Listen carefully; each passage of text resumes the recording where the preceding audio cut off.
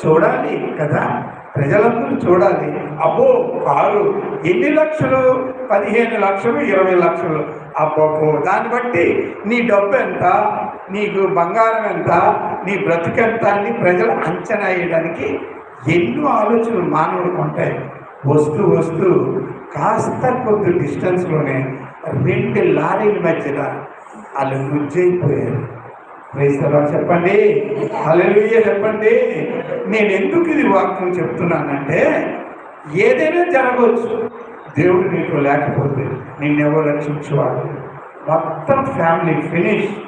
ఒక్క కొడుకు ఎలాగో కష్టపడి ఆ బండి తల డోర్లన్నీ తీసి ప్రజలు బయటకు తీశారు. ఒక్కసారి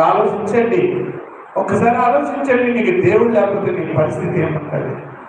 దేవుడు లేని వారి పరిస్థితి ఎలా ఉంటుంది? దేవుడు